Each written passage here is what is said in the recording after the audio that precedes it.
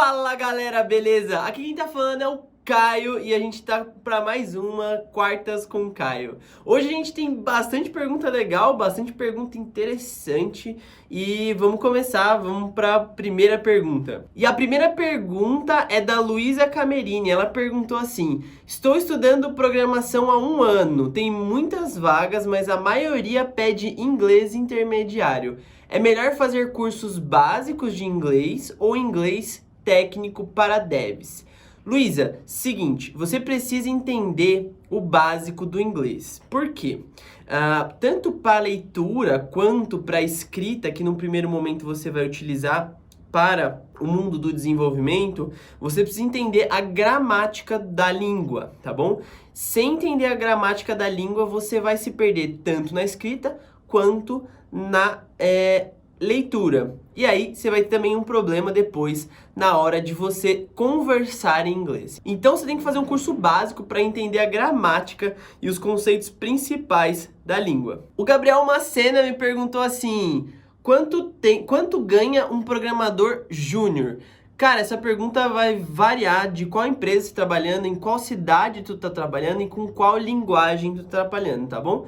Mas varia entre R$ 600, tem empresa que paga bem baixo, entre mais ou menos R$ 3.000. A faixa principal é entre R$ 1.500 e R$ 2.000, que é o costume das empresas pagarem para um júnior. Existem empresas que pagam um pouco mais e existem empresas que pagam um pouco menos. Depende, como eu falei, de alguns desses detalhes, né, do seu contexto, da sua vaga, da sua cidade e da empresa que você está querendo ir.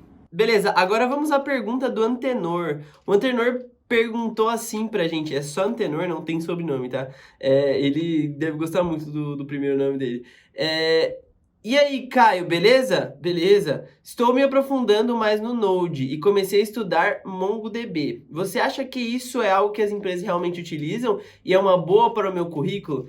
Cara, sim. O MongoDB, ele é bastante utilizado para aplicações um pouco mais simples, que não dependem de muito relacionamento.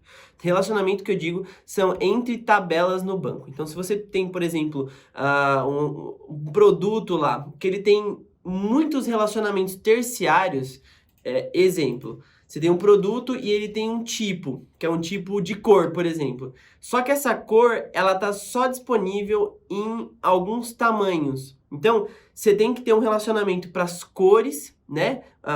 Os tipos de camisa seria uma outra tabela e você teria os tamanhos para cada cor. Então, esse tipo de relacionamento, que já é um relacionamento terciário, eu já não recomendaria para o MongoDB. Eu recomendaria que você utilizasse um banco SQL, tá? Como o MySQL ou Postgres mesmo, tá? Que seriam bancos que você teria mais facilidade de trabalhar com esses relacionamentos. Mas as empresas realmente utilizam muito, porque o MongoDB é um banco extremamente rápido, ele é performático para a maioria das coisas que você for utilizar.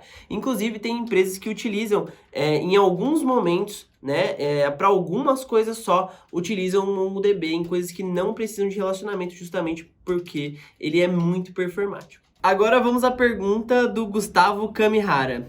Ele perguntou assim pra gente: pergunta para Over: é normal se sentir desanimado? Sinto que eu consigo reproduzir muita coisa no Node.js assistindo tutoriais, por exemplo, mas no fundo não sei se estou de fato aprendendo. Cara, existe um processo normal do nosso cérebro em termos de aprendizado, e acontece comigo e acontece com muita gente, eu acredito, que é aquela fase que a gente no começo copia muita coisa, tá? Isso é normal e eu falo pra você, fique tranquilo que as coisas vão fazer sentido daqui a pouco. Quando eu aprendo alguma coisa em programação, eu geralmente costumo ler muita coisa, eu costumo fazer muitas tentativas de coisas que eu não sei exatamente como é que funcionam na prática. E aos poucos, né, com a prática leva à perfeição de fato, aos poucos aquelas coisas vão começando a fazer sentido pra mim. Então não fica desanimado, cara, que tudo vai fazer sentido pra você. O Luan de Souza perguntou assim pra gente: fiz o processo seletivo de emprego e fui chamado para uma entrevista para estágio em desenvolvimento. Vocês têm dicas para essa entrevista? Cara, vamos lá. Na verdade, eu tenho uma dica importante, que é que você conheça a empresa, tá? Vai lá no Google, pesquisa sobre a empresa. É importante que você conheça alguns detalhes da empresa para não chegar totalmente perdido. A segunda dica, que seria uma das dicas mais importantes para mim, é que você saiba quais são as tecnologias que a empresa trabalha. Então, se você é um dev front-end e a entrevista ou as tecnologias que a empresa trabalha, uma das tecnologias é o React, você tem que estar preparado para responder perguntas sobre o React. Senão, você pode até frustrar o seu entrevistador. E a terceira e última dica que eu te dou para essa entrevista é, de fato, stalkear o entrevistador. Tente descobrir quem que é a pessoa que vai te entrevistar. Descubra quais tecnologias, com o que ela trabalhou, e aí você vai conseguir se conectar melhor e prever possíveis perguntas que ela vai fazer para você e, consequentemente, chegar um pouco melhor preparado para isso. Beleza? O Júlio Mesquita perguntou assim pra gente: como fazer trabalhos como freelancer e como ganhar dinheiro em programação no geral? Cara, se você quer ganhar dinheiro com programação, no caso, eu entraria em alguma dessas plataformas que vendem serviços de freela, beleza? Tem o freela.com, tem a própria Workana, que dá para você trabalhar por lá, e pessoas te contratam para fazer um serviço específico. Então, dá para começar por dentro dessas plataformas. Agora, se você já tem um pouco de experiência com desenvolvimento, já prestou alguns freelas, eu indico que você procure agências digitais no mundo inteiro. O que acontece?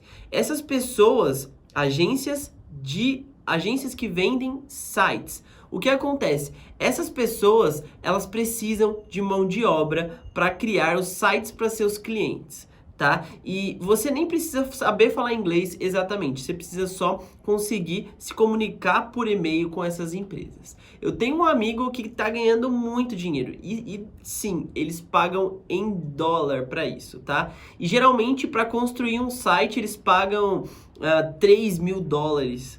Um site que, de fato, a gente sabe que é bem simples criar, tá? Um site estático. $3.000 na cotação atual a mais do que R$15.000. Então, se você está começando no mercado de desenvolvimento, eu entraria no Workana para prestar serviços para brasileiros que têm alguma necessidade. Agora, se você já tem uma certa experiência com desenvolvimento, eu iria em agências digitais do mundo inteiro, tá? Procuraria agências digitais americanas, agências digitais em outros países que você pode oferecer seu serviço. Começa mandando um e-mail para os caras em inglês, obviamente, e vai vendo o que vai dar. Você pode ganhar em dólar e ganhar muito dinheiro com isso. Beleza, esse foi o Quartas com Caio de hoje. Então eu espero que vocês tenham curtido e caso tenha alguma dúvida pode botar nos comentários ou lá no Discord, que o link está aqui embaixo na descrição do vídeo. Até mais!